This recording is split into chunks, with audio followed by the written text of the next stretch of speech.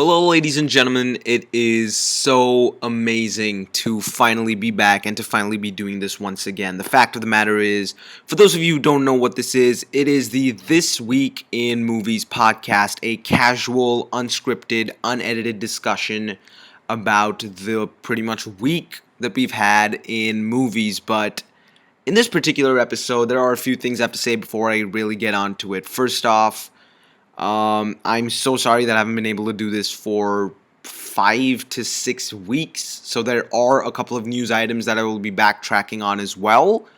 At the same time, it's satisfying to be back. If you've been following my channel, you've seen that I was busy a couple of weeks ago and the uploads were a little slower than I would have, hoped for.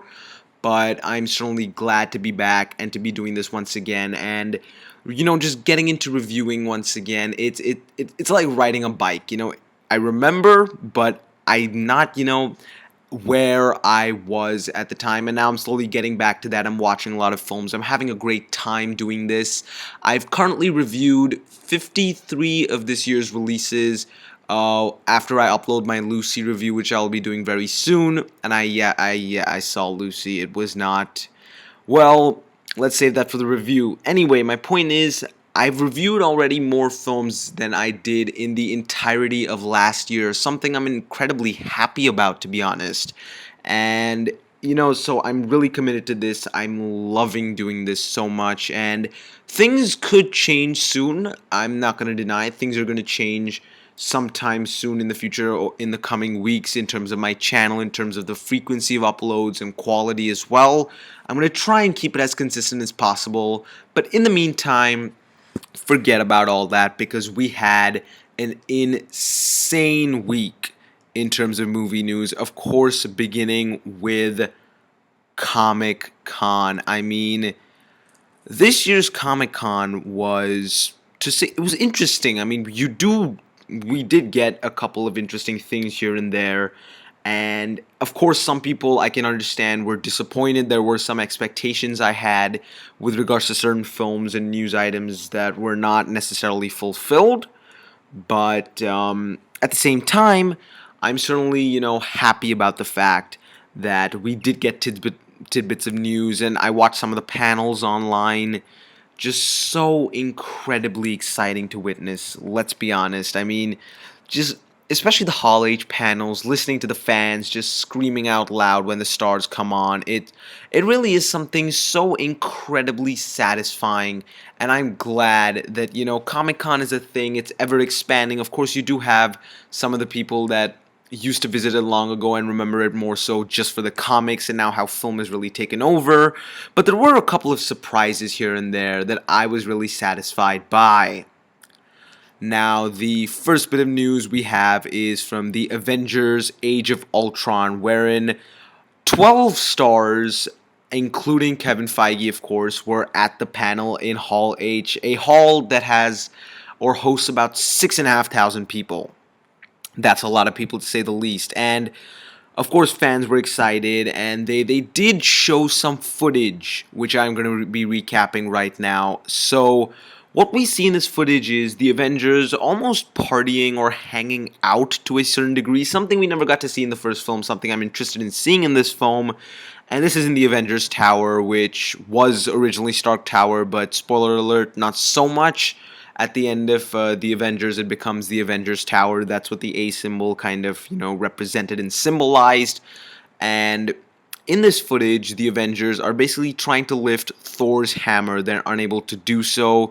Iron Man first tries to do so. He puts on an Iron Man hand and he's unable to lift it. Rhodey helps him out. He can do it. Hawkeye can do it. And then Captain America actually manages to move the hammer a little bit. Something that startles Thor for a moment. And amongst all this fun, Ultron busts into the room with Sentinels, and then action ensues. There's a montage, and towards the end, Ultron says something like, "Ain't no strings on me," and then we see our heroes lying motionless on a rock in outer space, with Captain America's shield broken and Tony Stark just staring at it, and that very image alone is horrifying.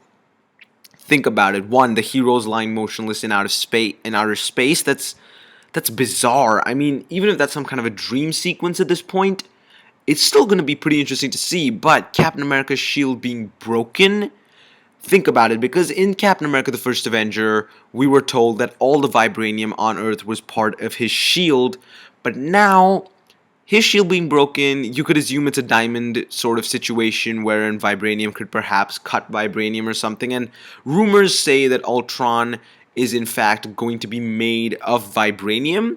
So that's something interesting to see, and on the whole, I'm so excited for this film. I mean, there was also some concept art which was ultimately made into a poster that was released, wherein there were 8 distinct posters that were joined into one that you should really check out. It got me so excited for the film, and we got to see 9 heroes battling amongst this mass of Ultron Sentinels, and it was a fantastic bit of imagery. It was concept art, but at the same time, it was beautiful looking. I was really satisfied when I witnessed it, but I was a bit disappointed about one thing, because you get the 6 main heroes we had in the previous film. Quicksilver, Scarlet Witch, as expected. In the background, you have the Vision, and I like the look of the Vision. You can't see much of him just as yet. I want to see what Paul Bettany does, but if you take a look at the suit itself, it seemed a bit yellowish, and the Vision suit in the comic books is, of course, red, green, and yellow, but I was disappointed we didn't get to see Rhodey or, Iron Patriot or War Machine in this case. Something I was hoping to see. I hope he's not an ancillary character. I hope in the film he's a bit more ingrained with, the Avengers, and actually there being 10 Avengers in this case. Something that would be mind-blowing to witness, and at the same time, something that would be incredibly satisfying. Moving on, we have a tidbit of news that Haley Atwell, who of course played Agent Carter in Captain America the First Avenger and will be playing Agent Carter in her Agent Carter TV show, and was also Agent Carter, in fact, in Captain America the Winter Soldier. She has a role in the Avengers Age of Ultron, but that role is not of an older Peggy. So we assume that it's going to be some flashback-related thing where we see a young Peggy with Captain America. That's how she'll be reprising her role, and ultimately, I think Peggy is perhaps now the only thing that really Cap has to link himself to his past, so I think having her in the film would be interesting. I had a theory that in Phase 2 that they would probably kill her off, but that theory was, that they'll kill Pepper Potts and Jane Foster and her off to have these broken Avengers in the Avengers 2, which is obviously not coming true, but she's an old character. I want to see how she kind of bolsters Captain America's character in this point, and how much more she can actually, give him a certain degree of solace, if you will, because he's a man alone. He's still lost in time. It's not easy, and that's what I love about the character, and I hope that Peggy Carter can really provide him something or the other through the course of this film. Now, there was news that was released quite some time ago, that is that Andy Serkis is going to be appearing in the Avengers Age of Ultron in a role that we have no idea about just as yet, and it's assumed it's motion capture because he was in fact helping Mark Ruffalo with the motion capture. But what could this role be?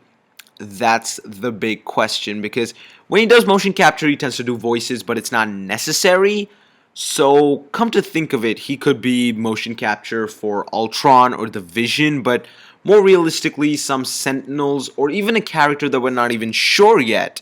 And I'm really intrigued to see where Andy Serkis will be appearing in this film. If you saw Dawn of the Planet of the Apes, a film that I cannot stop thinking about because I just loved it that much. His performance especially added so much to that film, and that was something that made the film incredibly satisfying, and that's why I'm pretty much anything he's in at this point, to me, it intrigues me because of the commitment, the passion, and the performance that he manages to put in, and the, in fact, energy. It's much harder, in certain respects, of course, to act as a motion captured character than a live action character, though each has their pro and con in terms of what's harder and what's easier. But at the same time, I'm certainly looking forward to seeing what he will be portraying in the upcoming film that releases, by the way, May 1st, 2015. Also, there were some images released. We got our first look of Ultron, and I mean, it's interesting because the fact that, Ultron, while it was slightly concept art-ish, it still looked pretty menacing. And James Spader as a character, as his voice, it could really work well with a character like Ultron, to say the least. And a lot of the images, especially one that was released earlier on, showing the various suits of the Avengers, or Captain America and Thor just standing together, or a lot of the Avengers hanging out in the Avengers Tower, got me so excited for this film. I mean, even anything that is just an image at this point really is incredibly satisfying, and I cannot wait to see some of the footage or even a trailer that we might get very, very soon. The next bit of news we have is about Ant-Man, and Ant-Man was also, showcased at Comic-Con to a certain degree. I mean, you had Paul Rudd, Michael Douglas, Kevin Feige, Peyton Reed, and a couple of others, including Evangeline Lilly show up, and Corey Stoll as well.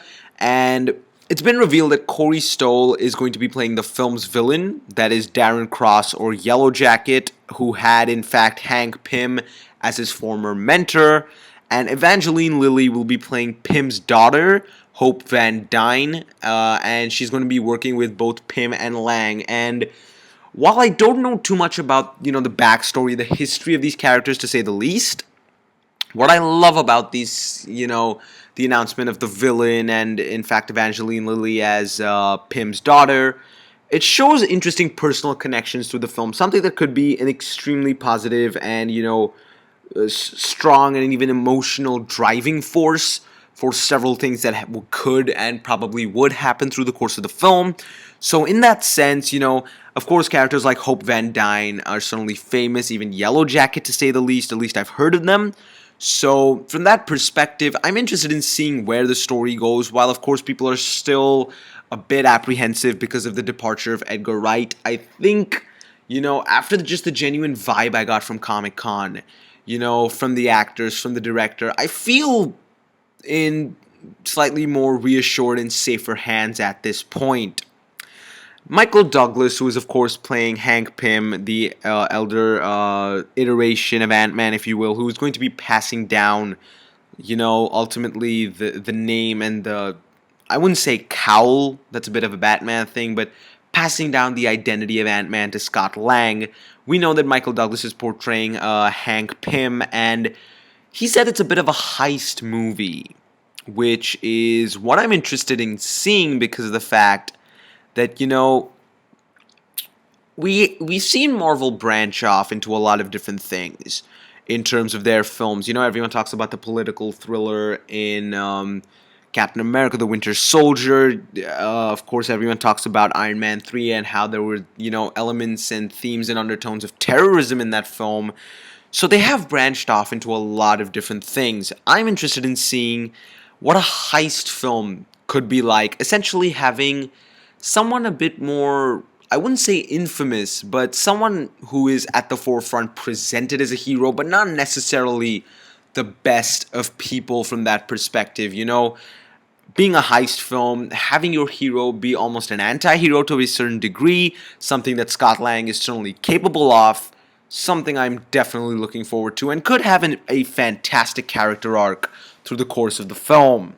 Now, there was footage released as well. Even though shooting starts in 2 weeks, there was some bit of footage wherein Hank Pym says something along the lines of, "Superheroes, what a goddamn joke. You're doing this because it's the right thing to do," and he's talking to Scott Lang, and he's basically mentoring him, and ultimately Scott Lang is on a roof, and he uses his helmet to call upon ants, and that's basically all the footage that we have been exposed to so far. It's not much, considering shooting hasn't started yet.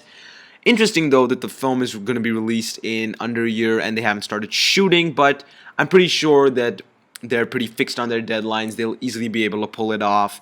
And this bit of footage, you can't really judge much from it, to be honest, but at the same time, if you're a huge fan of it, to see the angle, even that one dialogue, not believing in superheroes, but more doing the right thing, it's an interesting element and theme that I'm hoping that they really manage to flesh out and expand on, and something I'm certainly looking forward to witnessing through the course of the film. There was also a poster released, much like the Avengers Age of Ultron posters. It was not an actual, say, physical poster with, real images of the actors and stuff. It was more concept art based. But the drawings are certainly pretty professional. You get to see a large Ant-Man and a small Ant-Man riding some kind of an insect, giving you a good vibe of the film in general. And I'm interested in seeing how Peyton Reed, more than anything, deals with the scale of the film and the various changing scales of how ants can suddenly become a big thing, and then they're mere small ants in certain other scenes of the film. Moving on, there were a couple of more things from this panel, of course. Kevin Feige, he commented on, Peyton Reed and Edgar Wright in a very diplomatic manner. You're getting a lot of diplomatic statements from Comic-Con and in general, and of course he said that while it's unfortunate that there were creative differences with Edgar Wright, ultimately Peyton and they're working together towards the vision that, not the vision, the character, but the vision of the film that is Ant-Man, and they're working towards what is best for the universe and what is a genuinely good film, something that, makes me feel safe, because at this point I trust Kevin Feige. We are, including Guardians of the Galaxy, 10 films in. Unfortunately, I haven't seen Guardians of the Galaxy yet. There's a story about that I'll just get to in a moment, but of the 9 films I've seen so far that Marvel has produced, apart from the fact that I love each and every one of them, what they do with their universe as a whole is brilliant to witness, and I love them to the degree that I own the first 8, and I'm going to be buying the Winter Soldier on Blu-ray very soon.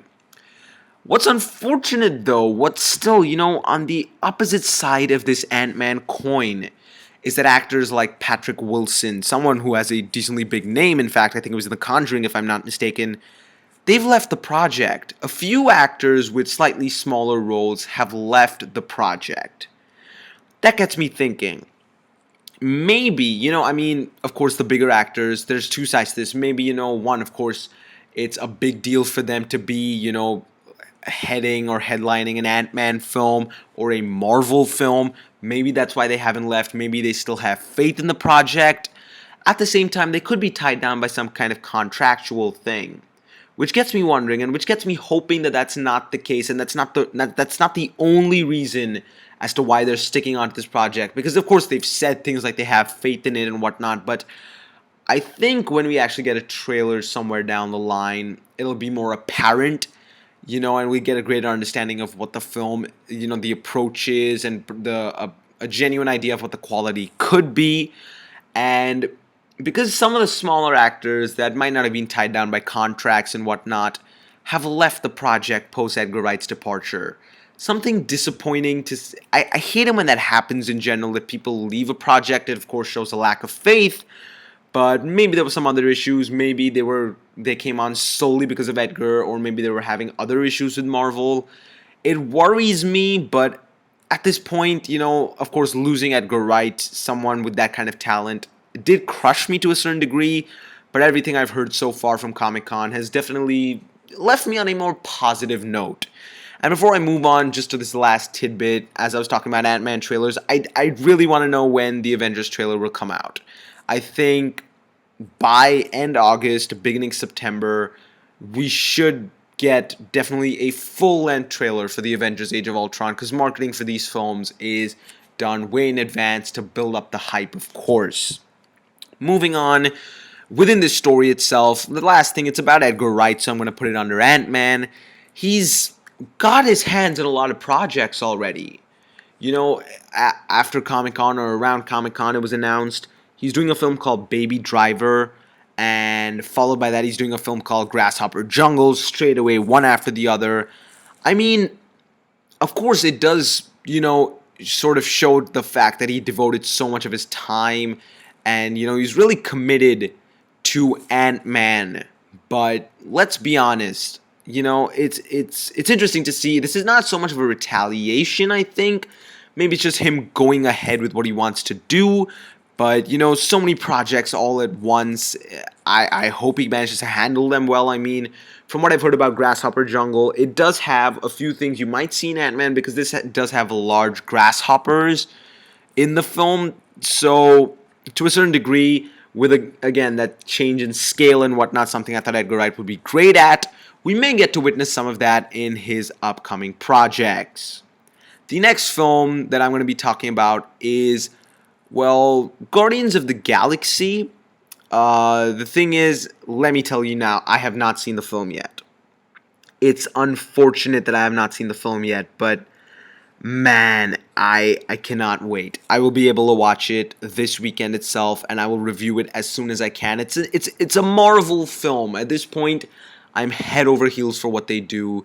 I cannot wait to see where the universe goes ahead. Even if the film to a certain degree is all right, I think on the whole I will receive satisfaction in knowing where the universe, or at least the direction which the universe is taking, though at this point, with like 92% on Rotten Tomatoes, with a $94 million opening weekend, breaking the August box office opening weekend record. I cannot be anything but excited for this film. The word of mouth is fantastic, and it exceeded my box office expectations. This is gonna, it's gonna certainly obliterate, as it goes along, and it's definitely gonna cross, I'd say, $500 million worldwide. I was expecting a $420 million mark. I can tell you as of today itself, with that opening weekend, with $160 million that it has worldwide, I was wrong. And I think $500 million and more is in sight at this point. Now, what's interesting about Guardians of the Galaxy is that a couple of days before its release, they had announced a sequel. They did the same thing with Captain America: The Winter Soldier, when they announced the sequel just prior to its release. Obviously showing faith in the project and bringing back the director, something I love, something that got me more psyched for the film. And we will be seeing the Guardians of the Galaxy 2. Of course, I cannot comment on what it could be yet because I haven't seen the film. Hopefully you don't post any spoilers in the comment section below. That won't be particularly nice, to be honest. Yeah, just please do not do that. But at the end of the day, the sequel is coming out July 28th, 2017. An interesting date, a good date, I think. Pretty much almost the same weekend if you look at it from the perspective of the year. I mean, this was 1st August. You're just backtracking 4 days in all for July 28, 2017. So, of course, there's a large amount of faith in the project, but they do have a lot of, other dates that have been announced, but don't have any particular films attached to them yet. The first is November 3rd, 2017. You have July 6th, 2018, November 2nd, 2018, May 3rd, 2019. And that gets me thinking, what's interesting is the fact that, there are so many films that they're planning one after the other, but at the same time, what I really like is that they're confident in what they're doing, and they're going at 3 films a year now. 3 films a year. They started off with 1 in 2010, 11, 12. Iron Man 2, Thor, Captain America. Phase 2, we saw 2 films a year before the Avengers. Now, post-2015, if we're going to get 3 Marvel Studios films a year, I don't think they should do more, considering it's one studio and you have people like Kevin Feige and Joss Whedon overlooking a lot of things. At the same time, I'm ecstatic. 3 Marvel Studios films a year gets me ecstatic as hell because what can I say when it comes to the Marvel versus DC argument, which I'll get to in a moment? I mean, I go Marvel at this point because what they've done so far is brilliant, and I cannot wait to see more of what they do. And, of course, I'm thinking, May 4, 2018 is going to be the Avengers 3. Then you're going to have Thor 3, maybe May 5th, 2017. The November date, 2017, gets me interesting. I think we could possibly see a Miss Marvel film. It's been rumored heavily enough. It's been demanded heavily enough. I think it's about time that, apart from just having a female-led superhero film, I think the character of Miss Marvel is relatively popular. Something that I would be interested in seeing on the big screen. Now let's move on to non-Marvel news. If you're not a Marvel fan and you've stuck around so far, well, kudos. I mean, that it would not be easy because I've been talking about Marvel for almost 20 minutes with all the Comic-Con stuff, but DC had a couple of interesting things at Comic-Con as well. I can't necessarily say that I preferred either Marvel or DC, but at the same time, I can say I was satisfied with a lot of what they delivered. I mean, ultimately, the winner for me at Comic-Con was Interstellar, which I'll get to in a moment, but let's be honest, Batman v Superman: Dawn of Justice, they had a couple of interesting things to show. The DC Trinity, as they were being called, arrived at Comic-Con. That is Ben Affleck, Gal Gadot, and Henry Cavill, who portray, of course, Batman, Wonder Woman, and Superman, respectively, in Batman v Superman: Dawn of Justice. They all arrived. They weren't there all that much at the panel. They didn't, they weren't part of any Q&A. They didn't speak an awful lot from what I heard. But at the same time, seeing the three of them together, it was, to a certain degree, it's like seeing the Avengers come together, though we haven't yet seen Ben Affleck be Batman or Gal Gadot be Wonder Woman yet, so the excitement level is a little bit lower.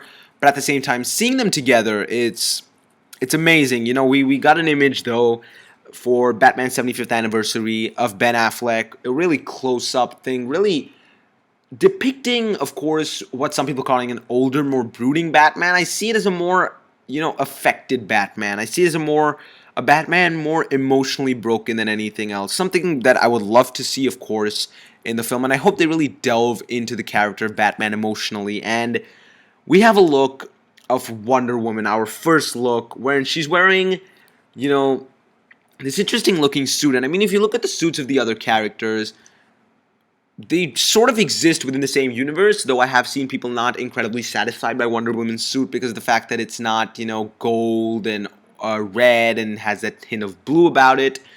I think that might have been a bit too much and leaning towards something that might have worked, say, more in Tim Burton's Batman universe or, the Richard Donner Superman universe, but with what they're trying to go for, at least what it seems that they're trying to go for, I think the suit does fit within the universe. It's more bronze, to say the least, and you can't tell much from this image again, but at the same time, optimistic, why not be at this point? But with the way DC's been so far, I can't help but be a bit cautious because I was not the biggest fan of Man of Steel, I'm going to be honest with you, but they released a teaser trailer, and feeling that reaction from Comic-Con and Hall H, that's what got me more excited than anything else. But witnessing this teaser, I mean, it is undoubtedly still one of the most mind-blowing teasers because, it's just reassurance to the fans that it's actually happening, that Batman v Superman is a thing.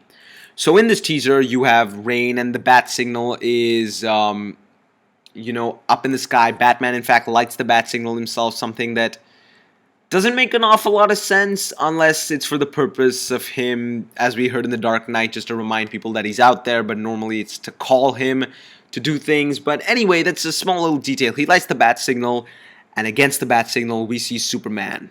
And there is a stare down between them, and Batman's eyes are illuminated white, Superman's eyes are red, perhaps with that heat ray or whatever. And really, it's just a stare down they have for this moment. You feel the tension building. And while that's just it, man, is it exciting. I think, when we get our real trailers, because the film's coming out in May 2016, to get something 2 years in advance, it's fascinating. I think they've just started shooting, but to get something 2 years in advance is an absolute treat for the fans.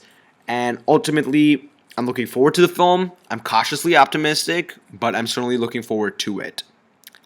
Now, the winner at Comic-Con, in my personal opinion, Interstellar, because this was not expected at all. That's what I loved about it. I think, to a certain degree, Marvel and DC had things that were a bit more expected. We were hoping Marvel would release their slate for Phase 3. We were hoping DC would release their slate for their cinematic universe.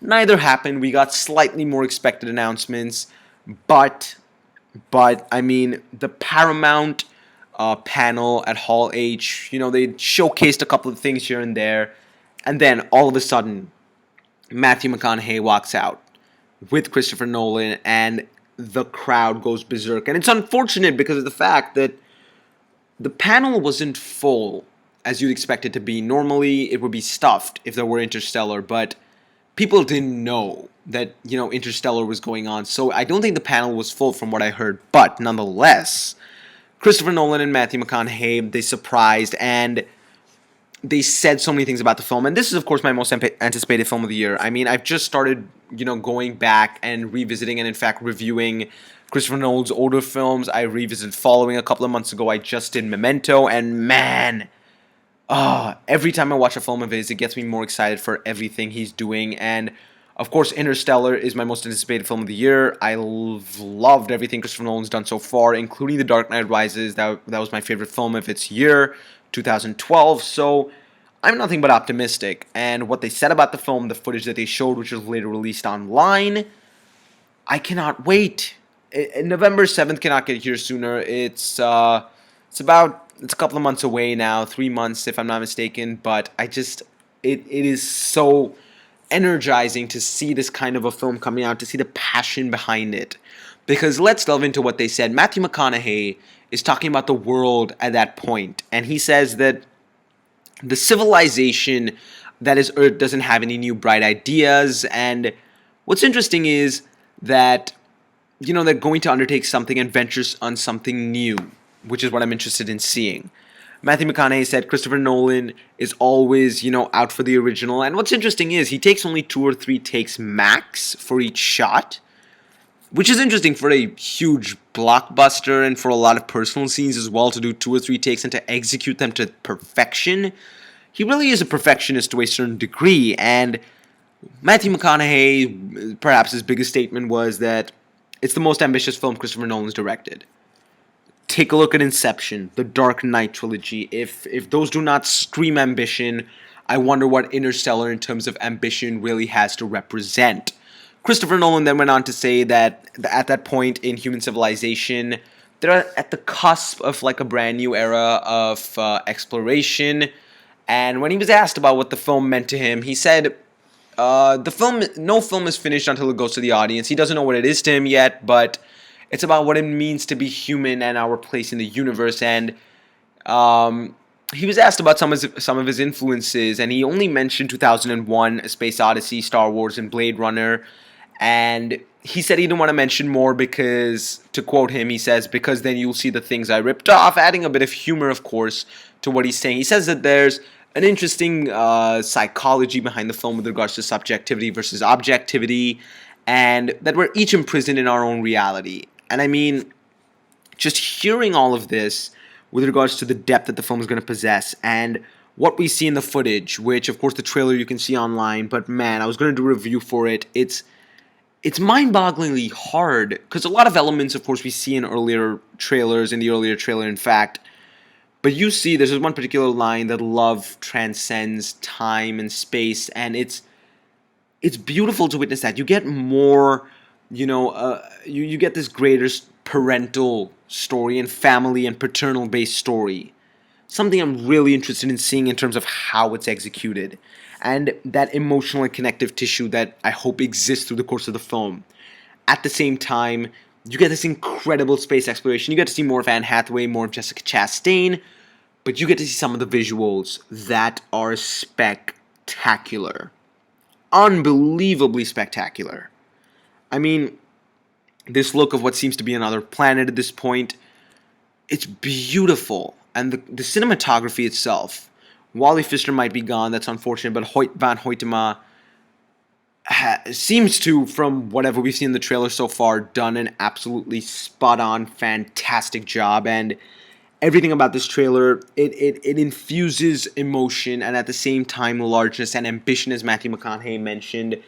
Ultimately, this trailer proves, while it's far more somber, and I wouldn't say less energetic, but less, quick than the previous trailer, I have to say that something about the timidness about it definitely proves to me that this film deserves, by all means, to be my most anticipated film of the year, of course. I don't know why I paused, but my most anticipated film of the year. Next up, we have The Hobbit, The Battle of Five Armies, a Warner Brothers product, of course, that was showcased at Comic-Con. Peter Jackson wanted to showcase it at Comic-Con because of the fact that it was kind of a send-off to everyone in Middle-earth, and it's the 6th and final film, and I'm of course looking forward to this. This is one of my most anticipated of the year as well. Thing is, to me, I love the Lord of the Rings films. No denying, they are fantastic. The extended editions, I own all of them, and I'm someone who loves the Hobbit films as well. I have my reasons for enjoying them. I can acknowledge here and there minor flaws, but to me, it's not a nostalgia thing, to be honest. I think I really got hooked on The Lord of the Rings only over the past couple of years, to be honest. It took me time to really allow those films to settle in, but since then I've witnessed them a lot. And so it's not necessarily a nostalgic experience for me to have to love the Hobbit films because they're related to Middle Earth and the Lord of the Rings. Absolutely not. I love them because, in my personal opinion, I think that they are great, absolutely fantastic films. And at this year's Comic-Con, of course, Benedict Cumberbatch was there, and, just the crowd exploded from what I heard. But Stephen Colbert moderated the panel, and we got a poster which has Bilbo Baggins kneeling down, and it really shows some of the intensity, along with the trailer, which I'll get into in a moment. But some of just the dramatization and the tone of the film feels far, dare I say, darker, but it feels like the stakes are far more emotional and higher. Rather than increasing in physical scale, I think the emotional scale is something that seems to have increased, of course. And in the footage, while they did show some unseen outtakes of not just The Lord of the Rings, but also of The Hobbit, wherein Hugo Weaving is wearing Agent Smith glasses addressing Viggo Mortensen, and there's a whole lot of funny things here and there with Ian McKellen as well. We get to see the trailer, and in that trailer, it's released online. You have that song that Pippin sings in Return of the King that some people weren't particularly pleased by to have in the Hobbit trailer. To me, it really shows the parallelism in terms of the stakes that we're going to be experiencing. This large battle, of course, the Battle of the Five Armies at the same time, coupled with this incredible emotional journey. Something I'm interested in seeing and something that I hope is executed well, because despite the fact that I've loved the first two films, I can look forward to the third film as much as possible, even though they were shot at the same time. But I need to have that minor essence of restraint and, caution that there is a minor chance that maybe just this film for some reason doesn't work. Maybe the ending, the conclusion, for some reason just doesn't work. Who knows? But at the end of the day, I cannot wait for this film. And to a certain degree, we have a guarantee that the films work. But to what extent is what I think the bigger question really is. Also, at the end of the trailer, when Bart says, "Will you have peace or will you have war?" and Thorin says, "We will have war," and he says something along the lines of, "Will you join me for one last time?" Something so poignant almost and beautiful to hear as a fan of, this Middle-earth saga, because it really expresses, it's almost him reaching out, asking if we would like to join him for one last adventure. At the same time, of course, asking people in the film and characters in the film whether they would join him in the battle. So something that I found incredibly intriguing and incredibly satisfying about the trailer. In the Q&A, Peter Jackson said that editing and motion capture is still left. The tone is certainly far more dramatic, and they may have an even longer cut of the Lord of the Rings trilogy in the future. Now, if you're a fan of the Lord of the Rings, that is news you love, but at this point, I still want to see the extended edition of Smaug before going into the Battle of the Five Armies, and I certainly cannot wait for The Hobbit, the Battle of the Five Armies. Next up, we have Legendary Pictures, which, it's a bit of small news, but something I'm, of course, interested by, and that is that there's a Skull Island film, what some people are calling a King Kong prequel, to be released on November 4, 2016. Now, a couple of things about this. It's just been announced. They don't have a director yet, though they did show a teaser, which, if you don't have a director, you haven't really shot anything necessarily. The teaser can't represent a whole lot, though they do show an island with all kinds of creatures, and ultimately King Kong, and it got people excited, of course, and I'm surely going to watch the film. I'm looking forward to King Kong. It's a big franchise, of course. I enjoyed Peter Jackson's King Kong. I haven't seen it in a while. I don't know if this will be by any means related to it. If so, that's not necessarily a bad thing in my personal opinion. But I think, having been, 11 years by the time it releases since Peter Jackson's King Kong, you're definitely we're on the verge of what is yet another reboot. Speaking of reboots, we had the Godzilla reboot, and Godzilla was, in my opinion, an enjoyable film. I had problems with it with regards to character-related things and things towards the end, and how I thought the film, in terms of distribution of what it did, was not particularly appealing to me, let's just say. But still, I'm looking forward to Godzilla 2 because Gareth Edwards certainly managed to handle the scope and scale of the film well. And Godzilla 2 was officially announced by Legendary Pictures at their panel, which, an official announcement is good. And Gareth Edwards, the director of the original Godzilla, who is going to be directing a Star Wars film before he directs Godzilla 2, which, as he was announced to do so earlier, he sent in a video, just a message saying thank you to all the fans for, watching the film, making a success and everything. And then you get a 60s style teaser trailer, which displays things like Codename Rodin, Mothra, and then, Codename Ghidorah, who are all famous films, from famous villains, from the older films back in the day. And you get their silhouettes, and ultimately on screen it says threat assessment, conflict inevitable. That fades out, and then it says let them fight. So it's interesting to see the recurring theme of let them fight, with regards to humanity and the influence of nature and the influence that they try to have in nature, in fact. And let them fight is certainly going to become, a cult quote soon enough. I'm sure it probably is. And Godzilla 2, I'm looking forward to it. I hope they can certainly improve on what I believed were some of the issues that the original film had, or still has, of course. But at the same time, visually a stunning film, and from that perspective alone, it's a film that I'm certainly looking forward to. Now, we're going to shy away from Comic-Con news because most of it seems to be done, most of it seems to be recapped. Comic-Con on the whole was great, but a couple of weeks ago, this is many weeks ago, in fact, that I'm certainly backtracking on, Universal Pictures announced a couple of films for 2016. The first is Star Trek 3. And, of course, we know Star Trek 3 will not be directed by J.J. Abrams because he's working on Star Wars Episode 7, which is to be released at the end of 2015. And they want to release Star Trek 3 in 2016 to coincide with their 50th anniversary for Star Trek, of course.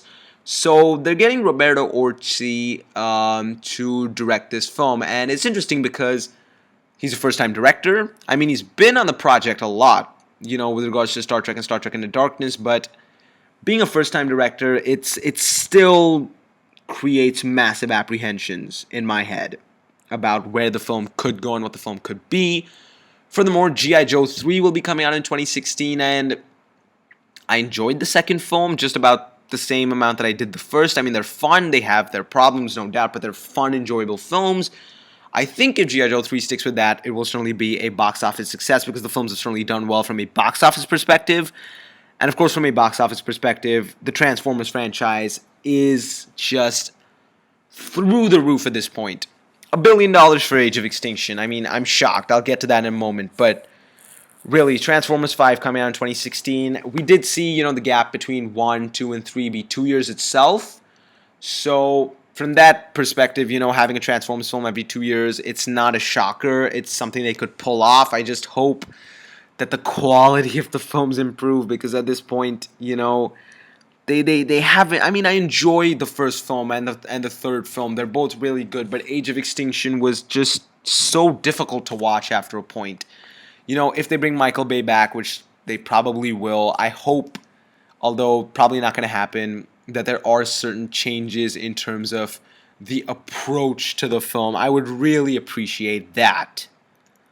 Moving on, we have some stuff about The Amazing Spider-Man, and of course, The Amazing Spider-Man is leading up to the Sinister Six, which is going to be released on November 7th, 2016. November 7th, 2016, we'll be having Sinister Six, of course, and Drew Goddard is set to direct the film. But, in my personal opinion, I'm not so excited for Sinister Six. Here's the thing. I love The Amazing Spider-Man. That first film blew my mind, was my favorite Spider-Man, and still is my favorite Spider-Man film of the 5 that have released so far. But it was The Amazing Spider-Man 2 that was so focused on the larger universe and the big picture that it forgot to really appeal to you on even the smallest of levels. So in that sense, I hope that there's a bit of shift of focus. I mean, it's weird that they're going for Sinister Six even before the Amazing Spider-Man 3, and they haven't set up every character yet. I'm interested to see this approach more than anything else. I'm less excited, more intrigued because of how they're going about it.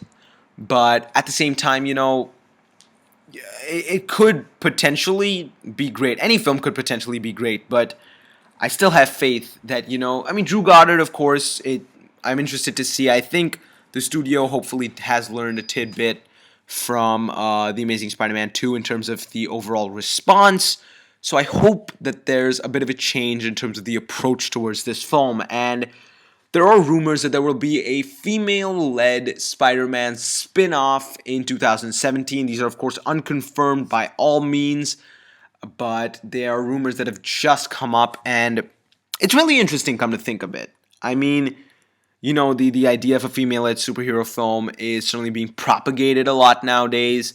So to actually have that come to fruition in the form of, say, Spider-Woman or something would be interesting to see. And finally, The Amazing Spider-Man 3 has now been pushed to 2018. Not surprising. Originally, it was 2016, pushed to 2017, and now it's been pushed to 2018, which I'm not at all surprised by at this point. I think it's not a bad thing for them to wait all that much. But looking at some of these release dates, I certainly believe that there's coordination between, Sony and Disney, for example, with regards to Marvel film release dates. Sure, you have Captain America 3 and Batman v Superman releasing on the same day. That's a different case.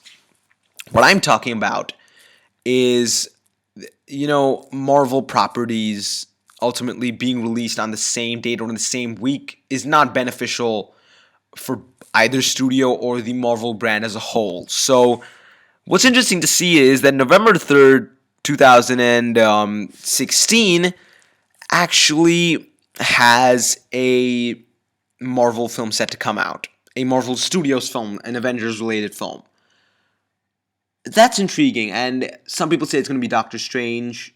We're not sure yet, though rumors suggest that that's Doctor Strange is going to be in July, but it could be any film at this point. It could be any film. It could be Thor 3. Maybe they're going for that November release date again. It could be another film that we have no idea about yet. It could be Miss Marvel. So what's interesting is that it's releasing so close to the Sinister Six film. And I just want to see how that ultimately pans out and how they actually go about the various release dates. Now, I wanted to talk about Transformers Age of Extinction for a moment. Yes, I wanted to talk about Transformers Age of Extinction for a moment because there are rumors that, if true, are some of the most horrifying things I've heard. Because for those of you who do not know, Transformers Age of Extinction is not only the highest grossing film of the year, it had the biggest box office opening weekend as well. Worldwide, it's made over $1 billion and is now the 19th film to do so. The 19th film to cross $1 billion. I remember the time when there were like 5 films, and when The Dark Knight crossed it, it was this massive phenomenon. And now all of a sudden, every year we have a couple of $1 billion films. We had 2 last year. We had 4 the year before, I think. 3 the year before that. So joining the $1 billion club, it's difficult, no doubt. You have to be of a certain caliber, of a certain franchise to really achieve that. But, despite the extremely negative reviews that Age of Extinction received, getting $1 billion, I'm not surprised at this point.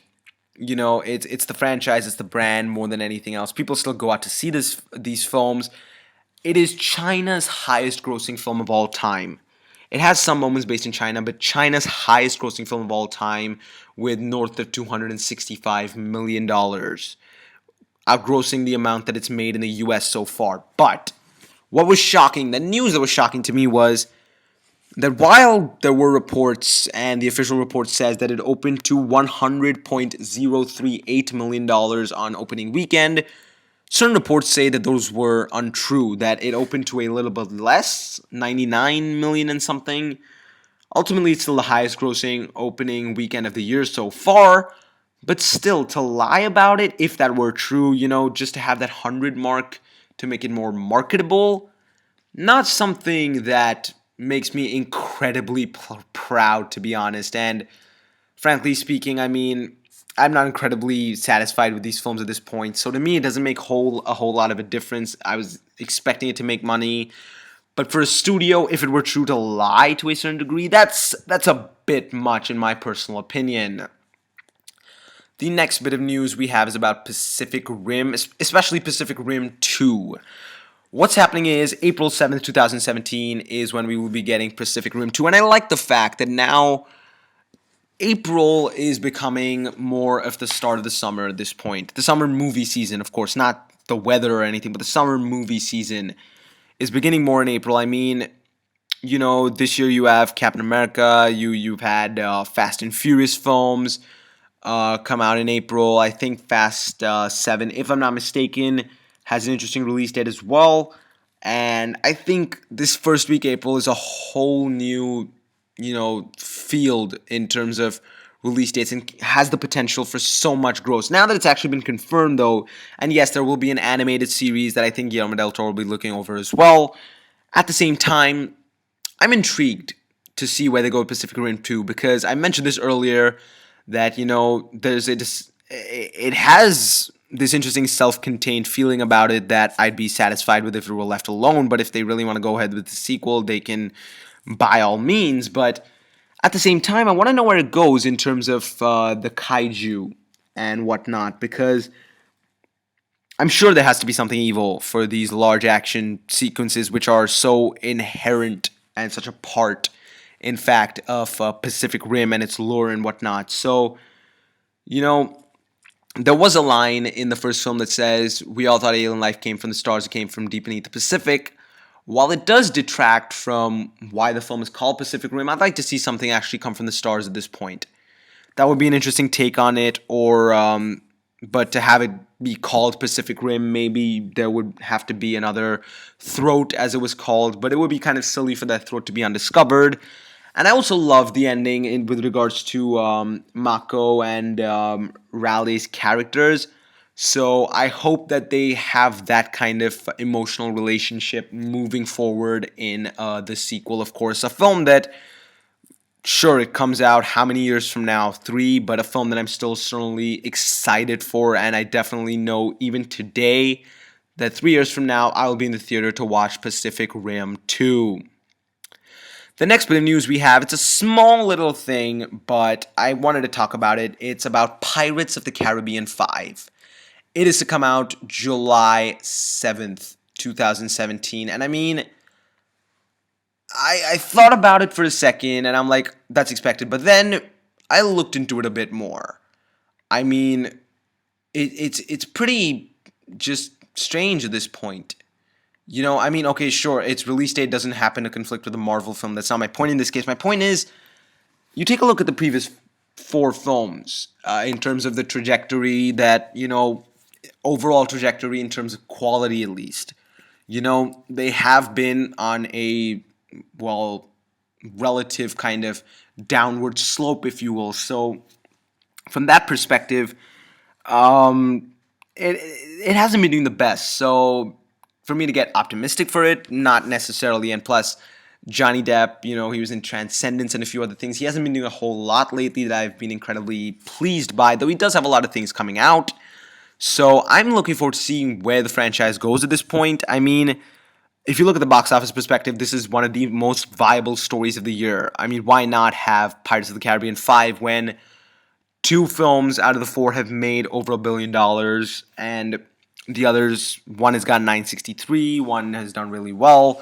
They've all box office successes at this point, so there's no surprise Disney's going ahead with this. But what's weird to me is 2017. I mean, yes, you announced it today. You will need till 2017 to execute those films. But at the same time, if I'm not mistaken about the release dates of the Pirates of the Caribbean franchise so far, the first one came out in 2004. The second one was 2 years later, 2006. The third one was just a year later, 2007. Next one, 4 years later. That's still reasonable. That's like kind of middle ground, not too close, not too far. That's 2011. But to get something 6 years later, I mean, while, with population growth, the audience will grow. People will certainly go back to it. I think they're going to have an interesting spin. They're putting a lot of time and effort into it. It's going to get a lot of money. would there be a bit of fatigue or forgottenness with regards to the franchise? Is something it's something I'm certainly interested in seeing. Excuse me, and certainly something I'm interested in seeing as to whether the 6 year wait is a positive or a negative at this point. A positive in terms of, they take their time, people look forward to the franchise again 6 years later, or a negative in terms of, people forgetting to a certain degree about what the franchise really was and what the franchise really is. Moving on now that we are done with most of our movie news, a quick box office recap this weekend, and my oh my. I mean, it is just unbelievable.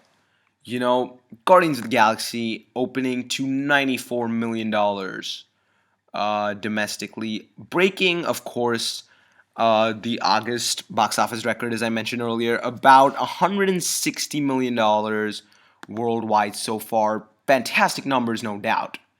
Fantastic numbers, no doubt. And I see it going north of $500 million at this point. Something that I'm going to take my word back, of course, something I would have never predicted, but something I'm incredibly happy to see. And I cannot wait to watch this film in the next few days. I'm so sorry I haven't been able to see it yet. Another new release, Get On Up with Chadwick Boseman, came out. It opened at $13 million. To number 3 behind Lucy. Lucy's a film that, well, again, I said I'll save it for my review. $18 million. I mean, at this point, it's doing pretty well. It's grossed $79 million domestically alone. It beat Hercules upon its release, which now is at number 4. And ultimately, I mean, Lucy's doing very well, in my personal opinion. I mean, it's gonna gross over $100 million worldwide by the end of its run. And, again, everyone has that argument about the female action star. I think at this point, Scarlett Johansson, Morgan Freeman are bigger stars to, draw people towards this film. At the same time, though, in terms of quality, it hasn't been receiving the best of reviews. And Hercules has $109 million worldwide. Could close out at probably like 150 or so. But at the end of the day, I mean, both these films have received average recognition from, let's say, a review perspective or a quality perspective. But monetarily speaking, Lucy is domestically, of course, far, far ahead. But what I love, rounding off the top 5, is Dawn of the Planet of the Apes. It's its 4th week, and it's still made $8.69 million to, of course, add to its massive gross at this point, which is over 447 worldwide. And I think by the end of its run, it's going to get the $500 million mark and outgross the original Rise of the Planet of the Apes. I think word of mouth is something so overlooked at this point. It's something that propelled Frozen and something that propelled Avatar to reach the heights and the box office successes that they are today. Something I think I see happening with Guardians of the Galaxy as well. Okay, now let's move on and take a quick preview in terms of what we have coming up this weekend in film. The first film that we have coming up is Teenage Mutant Ninja Turtles, a film that hasn't been getting the best reviews, kind of split down the middle at this point. And I mean, the film does not look great to me. Everyone has that, prejudice against, just because Michael Bay's producer at this point, there's a bit of a prejudice towards the film. I think from a box office perspective, it's not going to do as well as some might expect. It'll still do certainly well, but I see a possibility in which it doesn't beat Guardians of the Galaxy. I think Guardians of the Galaxy is not going to have such a large drop-off. I think word of mouth is something so solid for a film like this. So ultimately, I think that, there would be, to a certain degree, a high chance, in fact, of Teenage Mutant Ninja Turtles opening to number 2 by a small margin, even with like $40+ million. And the film doesn't look particularly great. Not the best review so far. I haven't seen it myself, but I probably will check it out. After that, we have Step Up All In on the same weekend. And I mean, the Step Up franchise is not trying to be the greatest of franchises. I remember Step Up 3D. It was enjoyable. I actually there were some entertaining, thrilling moments. And it's essentially a dance fest if you are intrigued by the art of dance, if dance appeals to you, it's a film that you should go for by all means. At the same time, though, it's not necessarily a film that is going to be at the highest heights in terms of quality. And finally, there's a film called Into the Storm that I just am not looking forward to by any means whatsoever. Now, finally, let us talk about this week on Blu-ray, and let's take a quick look at all the Blu-ray releases. The biggest release, I think, is Divergent. While I was not the biggest fan of the film, I think, again, box office, the entire following behind it, and I think after the next couple of installments really come out, it's going to become a bigger franchise, and so the Blu-ray at this point might not be such a bad thing to pick up, especially if you enjoyed the film. And along with that, we have God's Not Dead and Oculus. Oculus was a film that surprised me. I mean, if you're a fan of horror that is done not necessarily in that typical or typified horror-ish way, wherein, there's this lack of effort to a certain degree put into it, if that's something you're worried about, don't be. I think Oculus is certainly a good film, and a film that I gave a pretty high rating, to be honest. I really enjoyed Oculus, and Dragon Ball Z Season 6 is coming out if you're a fan of that on Blu-ray, and so many other anime that are being released this week on Blu-ray. And, well, ladies and gentlemen, I guess that's it. It's been a solid hour of nonstop talking. I am thirsty, I am hungry, and I am sleepy as well, but I just have to say, so happy to be back. Like, I love it. I didn't get to talk about the SpongeBob Out of Water trailer, but you know what?